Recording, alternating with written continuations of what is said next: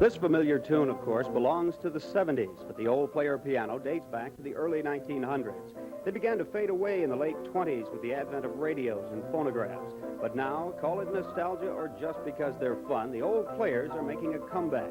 And that's just fine with Arnold's new house, whose business it is to restore them. Arnold also sells rolls with new songs as well as the old. Once he got started with them, he says he just couldn't stop. And now his business is a full-time one with 8 employees.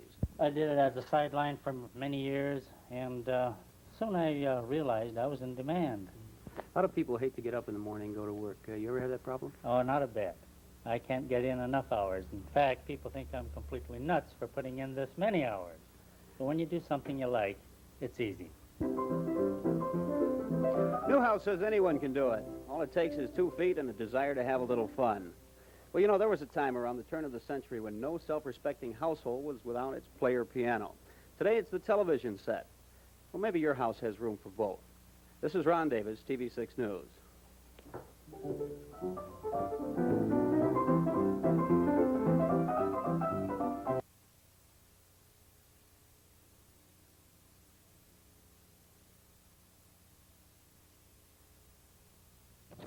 66-year-old Ed Gein looked a bit shy, but hopeful as he made this familiar trek to the Waushara County Courthouse.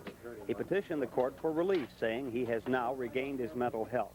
Gein exploded into national headlines in 1957 when authorities found the headless body of Bernice Warden dressed out like a deer and hanging in his smokehouse. They also found furniture upholstered with human skin and various parts of the human body which had been dissected and preserved. The bizarre tale grew even stranger when Gein admitted to grave robbing in Plainfield to secure bodies for his collection. 3 of the 4 psychiatrists who testified agree that Gein was capable of doing the same things again if released. Under certain circumstances or identical circumstances, he might very well be capable of the same or similar acts. Which obviously would rule out complete release because of the stress factors. I would think so, yeah. The 4th psychiatrist suggested Winnebago State Hospital, which has minimum security, as a compromise. But Judge Robert Goldmar said he had neither the authority nor the inclination for such a transfer and so denied the petition. Gein told me he wasn't really surprised. Can I ask you how you feel about the decision? Fair, I guess. Were you surprised, Ed? No, I didn't. I didn't figure either way. I never go just one way and think, oh, gee, that's going to be this way. So you were ready for it either way? Yeah, right. Gein has taken his chances in the Waushara County Courthouse. And once again, he's on his way back to Central State Hospital. By this decision, the court has said, in effect, that Ed's freedom would constitute a danger not only to society, but to himself as well. This is Ron Davis, TV6 News in Watoma.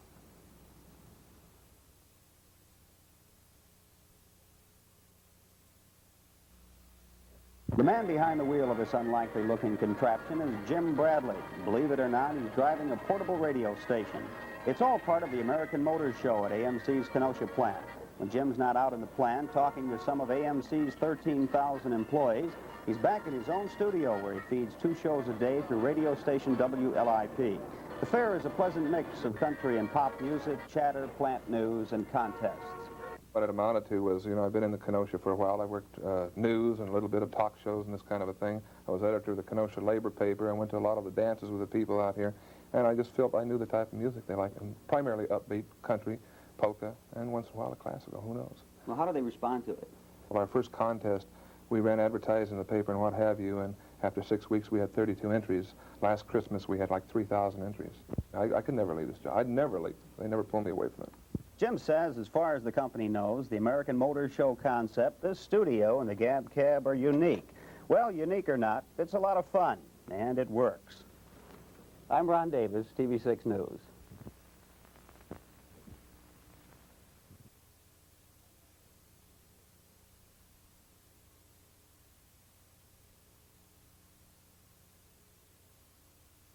This was all that was left this morning at Milwaukee's Holy Cross Cemetery, one of the largest in the city. Sometime during the night, vandals smashed their way through the cemetery, wantonly destroying more than 50 headstones, monuments, and statues, many of which were one of a kind. They cut a path of destruction a block wide and more than a quarter of a mile long. When it was all over, damage was estimated at well over $20,000. Police do patrol the area, but they say nobody saw anything. As far as some of the statuary is concerned, and even some of the monuments, these were made by craftsmen who are no longer living, and it's kind of a lost art.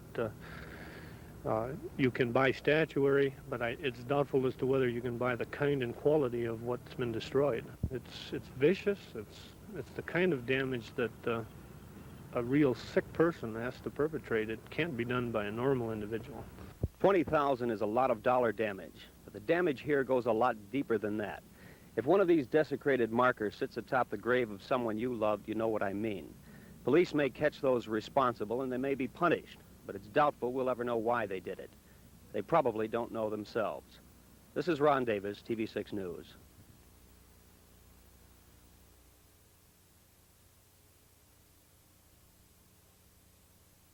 Superstition surrounding Friday the 13th probably originated from a variety of sources, some of the more notable being the 13 diners of the Last Supper, 13 members of the original witch covens, and the traditional 13 wings ascribed to demons.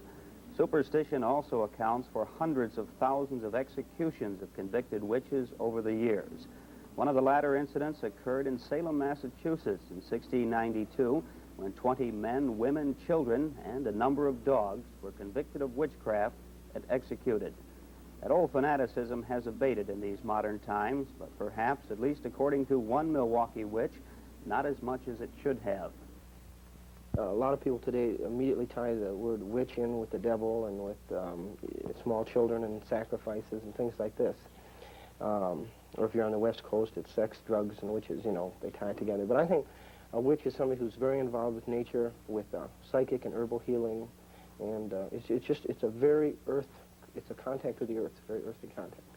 Well, then, if we were to define the kind of powers you might have, how would you go about that?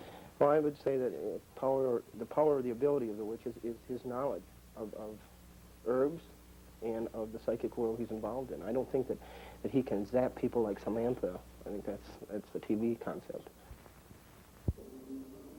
You can believe in witchcraft, you can laugh it off as a silly superstition, or you can persecute those who do believe. But before you do any of these things, it might be a good idea to find out just what a witch really is. Ron Davis, TV6 News, Sanctum Regnum.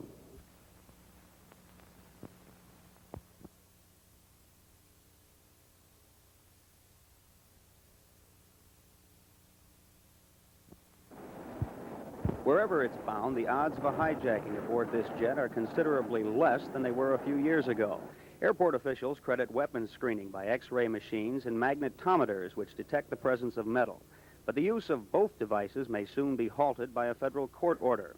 The order was based on a suit filed by consumer advocate Ralph Nader, who claims the machines may be hazardous to health and that the public was not consulted about their installation. There were also charges that the magnetometers don't work most of the time.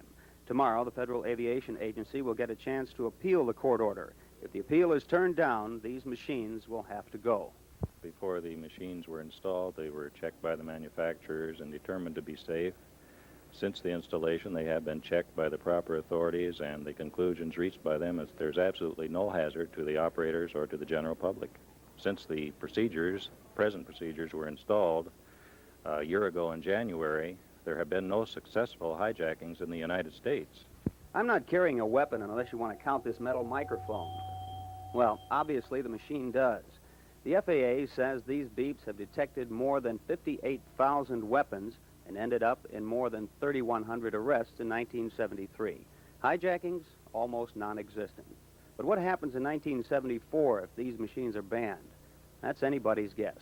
Ron Davis, TV6 News at Billy Mitchell Field.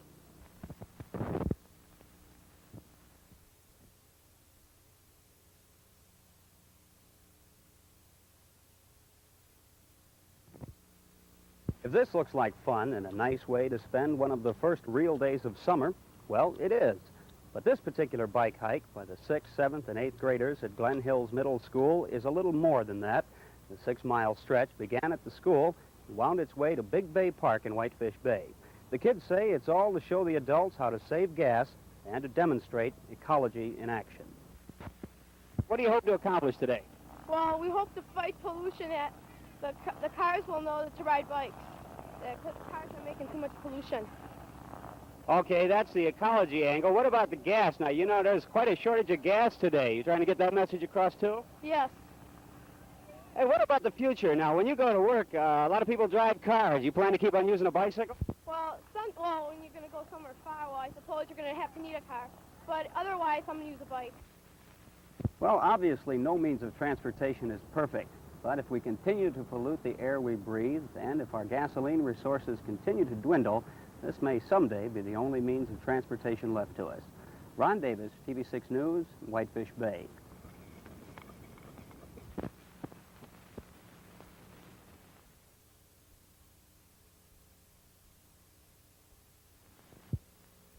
This unlikely little shop on the 700 block of South 2nd Street is a tortilla factory. Some of the methods used here date back 2,000 years or more, and yet owner Ruben Martinez, with only 2 employees, manages to turn out some 156,000 tortillas a week for shipment to stores and restaurants all across the state. His tortillas are made with corn, which is mixed with lime and water, ground to the proper texture, then cooked and packaged, all in a surprisingly short period of time. The grinding technique he attributes to the ancient Aztec. The process was originally started by the Aztecs. That must be over a couple thousand years old.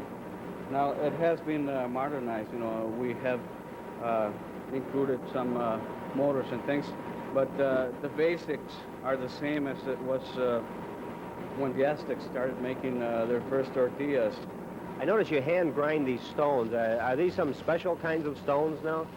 Well, most of them are brought in from southern part of Mexico. It's some mountains that are made out of that type of stone, and we use different kitchen utensils that are made out of that stone. It's supposed to give a special flavor to the spices and the food that are prepared with the stone. Rubén dice que tiene algo bueno en las tortillas. Tan bueno que su único problema es cómo hacer más. Ron Davis, Televisión Canal 6.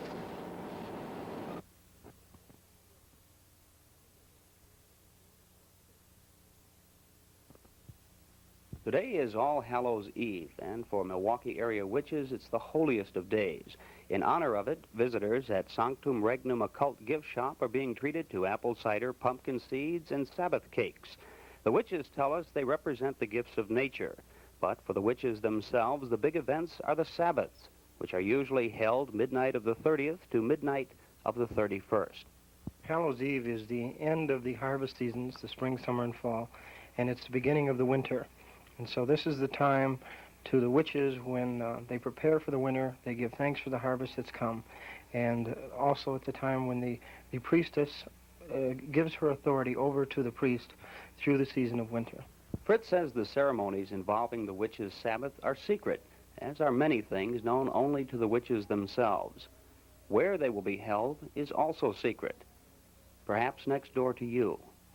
Ron Davis, TV6 News at Sanctum Regnum.